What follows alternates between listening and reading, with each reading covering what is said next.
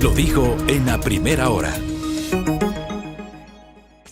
Muy bien, 7:41. Aquí con Belkis tenemos una discusión, digamos, una duda, ya, que ya le vamos a plantear también a nuestro invitado, al doctor Stalin Raza. La diferencia entre tenencia y porte. Que se habla del porte, se habla de la tenencia. Una está prohibida, otra sí está permitida bajo ciertos requisitos. ¿Qué es qué finalmente? Claro, exacto, porque creo que los que no utilizamos armas y no sabemos de esas materias, no tenemos idea de la diferencia del porte con la tenencia. Bueno, acudamos a dialogar con el doctor Stalin Raza. Le hemos invitado en atención a que el doctor Raza y otros abogados preparan la presentación de una demanda de inconstitucionalidad contra el decreto ejecutivo que permite, regulado, ha dicho el Estado, la tenencia y el porte de armas para civiles. Mi doctor, bienvenido, buen día, ¿cómo está? Le saludamos Belkis Sánchez y quien le habla, Fabricio Vela. Buenos días. Buenos días, Belkis, Fabricio, un saludo cordial a la audiencia. Primero explíquenos, antes de entrar en materia, la diferencia entre porte y tenencia, para tener claro. Tenga la bondad. Bueno, tenencia significa que yo puedo mantener el arma en un lugar determinado, que yo le haya dicho al Estado, ¿no? El Estado me autoriza, me dice, usted quiere comprar, adquirir y mantener en su posesión material, física, un arma, bueno, le vamos a dar un permiso y esa arma lo puede mantener en el espacio que usted decida, en su casa, en su oficina, en su trabajo, en cualquier lugar, pero no la puede transportar. Transportar significa que yo la puedo portar, puedo llevarla conmigo, me puedo conducir, me puedo movilizar con el arma al espacio de la jurisdicción territorial a donde el Estado también autoriza, ¿no? Pueden haber autorizaciones para que el porte sea a nivel nacional o para que sea solamente dentro de una provincia, solamente dentro de un cantón. Esta es parte de las autorizaciones que tienen que existir. Entonces hay una diferencia fundamental entre ellas, tener, que significa que el arma va a estar quieta en un lugar físico determinado, no se va a mover, y la otra que es que yo la puedo llevar conmigo y la puedo transportar hacia el lugar donde me han autorizado, me han permitido conducir. Ahí está la diferencia, básicamente, ¿no? El porte de armas... Ninguna de las dos está prohibida, okay, desde hace mucho tiempo. Las dos están sometidas a autorizaciones, ¿sí? Es decir, esto es una cosa importante. La tenencia y el porte de armas están autorizadas en el Ecuador por norma desde que existe la ley orgánica de tenencia de armas, municiones y explosivos. Lo que pasa es que está condicionada a la obtención del permiso por parte del Estado, ¿ya?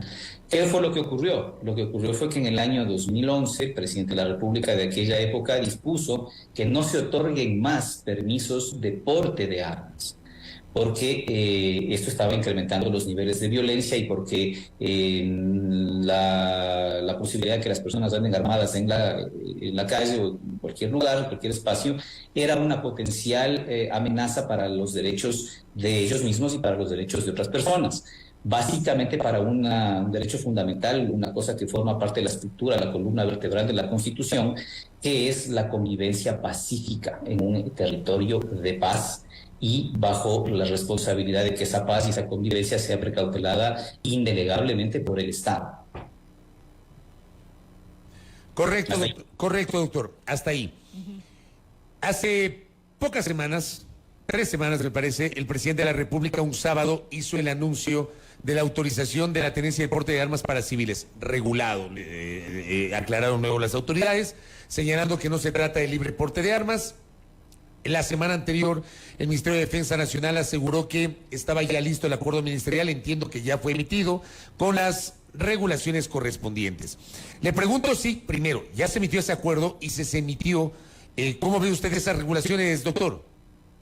Sí, el acuerdo ya se emitió. Obviamente es un acuerdo que viene a regular, a establecer normas específicas de cuáles son los requisitos, tanto para la tenencia como para el porte de armas, como para la fabricación, como para la importación y la comercialización de las armas, municiones y explosivos en el Ecuador.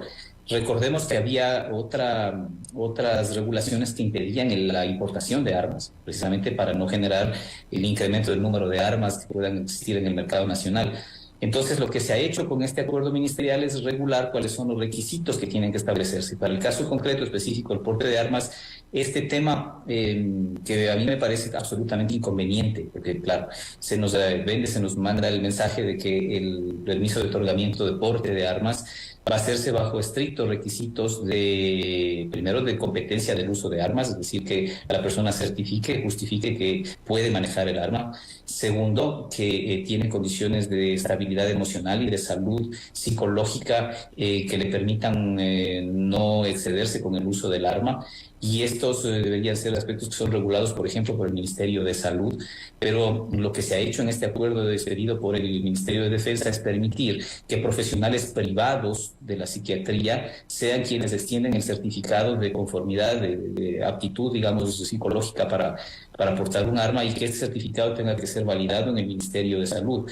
Y esto es lógico porque el Ministerio de Salud no tiene en este momento la infraestructura, ni los profesionales, ni la capacidad como para estar asignando profesionales en psiquiatría, que no existen ni siquiera para las enfermedades psiquiátricas de las personas que sí necesitan verdaderamente esto. No tiene un equipo, un staff de gente para que empiece a calificar la aptitud psicológica de los que quieren portar armas. Entonces, lo que se acude es a los profesionales privados bajo el sellito que va a tener que ponerles el Ministerio de Salud. Entonces, todo esto es un tema que habla muy poco en realidad de la verdadera rigurosidad que se va a establecer para los requisitos, ¿no? Pero más allá de este tema puntual, de este tema, digamos, de detalle, lo que nosotros cuestionamos es el tema de fondo. Y el tema de fondo es que las razones para expedir, para levantar la prohibición de otorgar permisos de porte de armas que ha manifestado el presidente de la República en su decreto son dos: el incremento exponencial de la violencia y la necesidad de que las personas civiles se autodefiendan. Y estas dos motivaciones nosotros consideramos que son inconstitucionales, primero por lo que ya dije, que atentan contra valores y principios fundamentales de la Constitución, pero segundo porque específicamente lo que se está haciendo es delegando, es diluyendo la responsabilidad que tiene que ser del Estado monopólicamente en el uso legítimo de la fuerza hacia los ciudadanos para que se autodefiendan. Esto es un poco, nosotros hemos perdido la batalla en contra de la violencia y de la delincuencia, defiéndanse como puedan. Y esto es lo que creemos que no puede pasar en un Estado constitucional, en un Estado de Derecho, y en un Estado cuya razón de ser principalmente es esa, la de proveer seguridad a la ciudadanía. Si hay uno de los fundamentos para que exista el Estado, es quitarle a la gente la capacidad de hacer justicia por mano propia, de autodefenderse, asumirle al Estado y ser el Estado quien la administra. A mí, doctor, perdón que le interrumpa. Justamente lo que usted acaba de decir formó parte inclusive de mi propia postura personal que le expresé en mis redes y también en este espacio, en el sentido de que, más allá de que, porque este tema también ha ocasionado, digamos, diversas visiones en el país, pero a mí lo que me llamó sobre todo la atención es que el Estado se concentró en eso y no en presentar una verdadera política pública de seguridad. Es atacar el fondo. Exacto, es atacar el fondo, porque termina siendo esta, para mi concepto, y yo lo expresé, una salida epidérmica o tangencial a este todo que es la crisis de seguridad y sobre la cual hay una responsabilidad directa del Estado y dentro del Estado la responsabilidad primigenia del gobierno que tiene el monopolio de la fuerza. Doctor Raza. Absolutamente. O sea, si el Estado existe para algo, primigeniamente, originalmente es para garantizar la seguridad, para monopolizar la fuerza. Por eso pasamos del estado de naturaleza, así lo definían hace 3 siglos en Inglaterra y en Francia, del estado de naturaleza al estado de civilización. Este paso del estado de naturaleza al de civilización significa que el Estado asume la competencia del uso de la fuerza, le quita a las personas particulares y decide ser él quien administra la forma en la que cada uno tiene que tener la garantía de su seguridad. Para eso nos afiliamos, por decirlo de alguna manera coloquial, al Estado, para que nos brinde seguridad primero, luego para que nos brinde obra pública, luego para que nos brinde servicios. Si el Estado no nos brinda nada de eso, genuinamente la gente empieza a preguntarse ¿para qué existe, para qué sirve el Estado, para qué le pago impuestos? Esto, digamos, desde una perspectiva bastante utilitarista, ¿no? Desde una perspectiva más en la concepción y en el desarrollo del lenguaje de derechos. Yo tengo derecho, por supuesto, a vivir en un ambiente de paz, tengo derecho a vivir en un ambiente en el que sé que el Estado, la policía, la fuerza pública me va a garantizar la seguridad, tengo derecho derecho a saber que una persona que esté en la calle armada no va por cualquier arrebato que tenga en algún momento determinado a entrar a una escuela y va a matar a mis hijos, a mis parientes, no va a entrar a un espacio público y va a poder hacer lo propio. Sí, se dice que está prohibido el acceso a estos lugares, pero una cosa es que prohibido, otra cosa es que efectivamente se pueda controlarlo, ¿no? Y luego, este mensaje del sálvese quien pueda significa en una sociedad inequitativa como la nuestra que unos podrán salvarse más que otros. Los que podrán salvarse más que otros son los que podrán acceder a la compra del arma, los que podrán acceder a someterse a todos los costos y gastos que significan los permisos, los exámenes médicos y todo lo demás. Además, teniendo en cuenta que una de las cosas que se prohíbe en el decreto ejecutivo es la comercialización y el expendio de armas de fabricación nacional. Solamente pueden ser armas importadas. Entonces, fíjense ustedes la diferencia que estamos haciendo cuando mandamos el mensaje de sálvense quien pueda, de que el que más puede sea el que mejores posibilidades tiene de defenderse y los otros tengan que acudir para defenderse también al mercado negro de armas ilegales, de armas artesanales, poniendo en riesgo incluso su propia seguridad. Así es que creemos que la medida que se está tomando para satisfacer el fin que se propone, que es bajar la violencia, no lo va a conseguir, todo lo contrario, se va a incrementar. Las cifras que nosotros estamos presentando en la demanda de inconstitucionalidad demuestran que desde el año 2019 a esta parte se han incrementado exponencialmente los homicidios, los asesinatos, y que el grueso del incremento de esos asesinatos, porque es una cuestión de cifras, ¿no? Una medida tiene que aplicarse en función de eso, de las cifras, más que de los criterios abstractos. El grueso de esos asesinatos se ha cometido con armas de fuego, y que el grueso de esas armas de fuego corresponden a armas de alto poder, que son las que manejan los grupos de delincuencia organizada. Entonces, concederle la posibilidad a un ciudadano civil de que adquiera un arma de bajo poder de fuego, un arma 9 milímetros, un arma de un revólver de calibre hasta 38, no le pone en equilibrio de fuerzas si se tratara solamente del equilibrio de fuerzas, pasando porque el número de incremento de armas en la sociedad mismo implica un incremento de por sí de la violencia. Pero estos datos nos reflejan de que la medida que busca bajar la violencia lo que va a hacer es incrementarla, contrariamente. Y luego la autoprotección. La autoprotección es una falacia, ¿no? Es un argumento bastante cuestionable. ¿Usted no coincide con lo que, por ejemplo, algunos dicen que, hablando de la autoprotección, bueno, si el Estado no me protege, por lo menos que me dé la chance de que yo me proteja? Lo que pasa es que ahí estamos ya hablando de que para qué tenemos Estado. O sea, renunciando a la posibilidad de que sea el Estado la organización social que nos aglutina y haciendo algo que no podemos hacer, que no podemos consentir, una línea roja bajo la cual no podemos proceder, que es permitirle que el Estado se desentienda de sus obligaciones básicas. Y la básica, una de las básicas es proveer seguridad, también proveer salud, también proveer educación, ¿no? Nada lo hace. Entonces, claro, asumir que la autoprotección es eso, es decir, bueno, regresemos al estado de naturaleza, retrocedamos 300 años, defiéndase cada uno como pueda y sálvese el que pueda. ¿Y para qué voy a contar con el Estado? Si esa es la conclusión, entonces tenemos que revisar seriamente como sociedad si nos conviene continuar bajo este modelo, bajo este sistema. Debemos revisar el Estado, debemos revisar la democracia, debemos revisar el derecho y tenemos que regresar a la ley del más fuerte. Eso no puede ser aceptable. Pero adicional, el tema de la autoprotección también se contradice con datos, ¿sí? Si la mayoría de las muertes violentas que se han producido en el país en este periodo del que yo les hablo, se ha producido por reyertas o por conflictos entre bandas que tienen alto poder de fuego, la capacidad, insisto una vez más, de autoprotección a través del permiso de portar un arma que no tiene ese potencial, no le coloca al ciudadano en la más óptima condición para autodefenderse. Es decir, tampoco se satisface esa finalidad.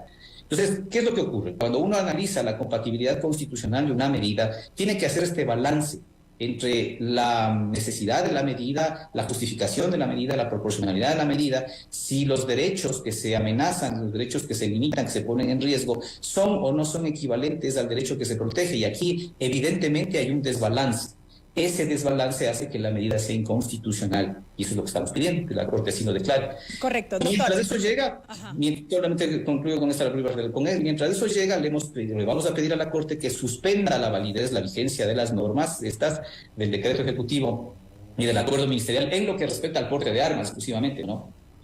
Y que la suspenda mientras la Corte se toma el tiempo que se vaya a tomar en resolver la demanda de fondo. Precisamente, yo quería profundizar ya en las acciones que podría adoptar la Corte Constitucional, siendo que esta medida dispuesta por el presidente de la República no está escrita en piedra, como señalaba un medio a través de su portal digital, y siendo que la Corte Constitucional sería la única instancia facultada para echar abajo, por decirlo de alguna manera, este decreto. Sí, justamente es eso. Claro, la Corte Constitucional tiene sus tiempos porque tiene su carga procesal y además tiene una obligación de obedecer el orden cronológico, ¿no? Se puede saltar ese orden cronológico, puede priorizar el caso bajo ciertos criterios también que están definidos en la ley y en la propia jurisprudencia de la Corte. Nosotros creemos que sí se reúnen estos casos, estos criterios, varios criterios, y que la Corte debería darle el trámite prioritario a este caso. Pero mientras eso ocurre, y si la Corte lo hace o no lo hace, lo que le pedimos es que de manera provisional deje sin efecto la norma, deje en suspenso la norma, la validez de la norma, hasta que la Corte decida sobre el fondo. Y creemos que ahí sí se reúne el requisito de inminencia, porque ya tenemos un reglamento que está funcionando, ya tenemos seguramente personas que estarán intentando conseguir los permisos de porte de armas a través del sistema, que estarán ya pagando sus derechos, sus tasas, que además se están cobrando para eso en el Ministerio de Defensa, y obviamente es necesario que estas personas tengan la certeza jurídica de que su situación todavía está suspendida mientras la Corte Constitucional se pronuncia y que no se empiecen a producir ya entregas de porte de armas. Porque finalmente, si la Corte se pronuncia después de 2 o 3 años sobre nuestra demanda y establece que efectivamente era inconstitucional el porte de armas, y en esos 3 años ya hemos armado a una porción de la sociedad civil suficiente, va a ser mucho más difícil desarmarla después, ¿no? Entonces, creemos que la Corte sí debería acoger este pedido de suspensión provisional de la norma.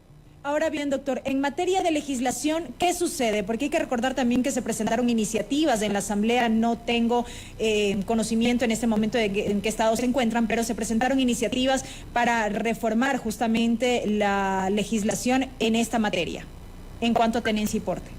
A ver, se aprobó una reforma al Código Orgánico Integral Penal, al artículo que regula la tenencia y porte de armas, que regula, más bien dicho, el delito de tener o portar armas sin autorización. Recordemos, el porte y la tenencia está autorizado siempre que tenga autorización. Ahora, si uno no tiene autorización, comete delito. Ese delito está establecido en el Código Orgánico Integral Penal. A ese delito es al que se le reformó, y esa reforma va a entrar en vigencia el 12 de mayo.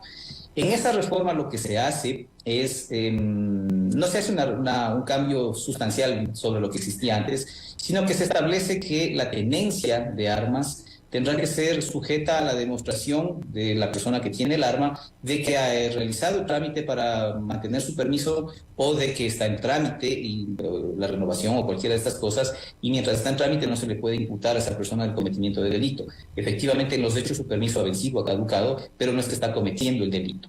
Entonces, la reforma va por ahí, pero no tiene mucho que ver con la autorización o no sobre el porte. Esto siempre está, la norma penal no autoriza o prohíbe cosas materiales. Lo que sanciona es el hecho ya acaecido, ya cometido. Si una persona mantiene el arma sin el permiso necesario, lo va a sancionar, pero no regula las condiciones ni los requisitos para portar el arma. Eso está derivado ni siquiera a la ley, porque la ley de uso de armas y tenencia y porte de armas y explosivos no establece tampoco requisitos, sino está derivado a esto, a la normativa inferior, que es el decreto del presidente de la República y los reglamentos que se expidan por parte, en este caso, de las Fuerzas Armadas, que es quien tiene todavía la competencia de hacer esto.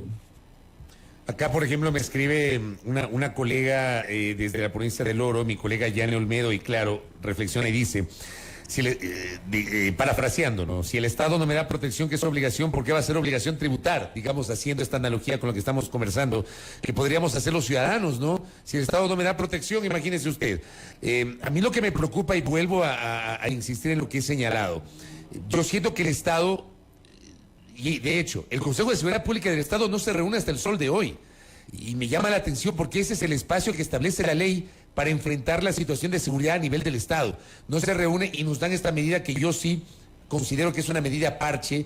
Yo creo que además no se puede generalizar porque, claro, en la ruralidad hay unas especificidades, naturalezas totalmente distintas a lo que pasa en la zona urbana. Pero es parte del debate, doctor. Sí, pero recordemos cuál es el objetivo de esta norma. El objetivo de esta norma no es regular el tema de la ruralidad, porque para eso estuvo siempre autorizado el porte. ¿sí? El porte de armas estuvo autorizado desde siempre para personas que tienen sus propiedades rurales, necesitan defender esas propiedades, siempre estuvo autorizado. Para clubes deportivos de tiro, por ejemplo, siempre estuvo autorizado. Para actividades de caza y de pesca siempre estuvo autorizado, ¿sí? Para las empresas de seguridad privada siempre estuvo autorizado, regulado, pero autorizado, digamos. Lo que se trata ahora es de entregarle armas a los civiles, a usted, a Belkis, a mí, a las personas que nos escuchan, de permitirles que podamos tener un arma y portar un arma para la autodefensa. Y eso es algo bastante distinto que el mantener un arma y querer utilizarla dentro de las actividades que ya he dicho y que ya estaban siempre autorizadas. Para la autodefensa es otra cosa, es decirle a las personas, insisto una vez más, si usted es agredido, sálvese como pueda, defiéndase. Bueno, tampoco le dicen, algo que deberían decirle, algo que es importante insistir, que si se autodefiende con esa arma, aún teniendo el permiso, usted lo que tendrá que hacer es igual someterse a un procedimiento judicial donde se determine que efectivamente hizo un uso racional de esa arma, que efectivamente actuó en legítima defensa, no que lo hizo siendo usted el agresor. Entonces, es importante también tomar en cuenta, tener presente aquello.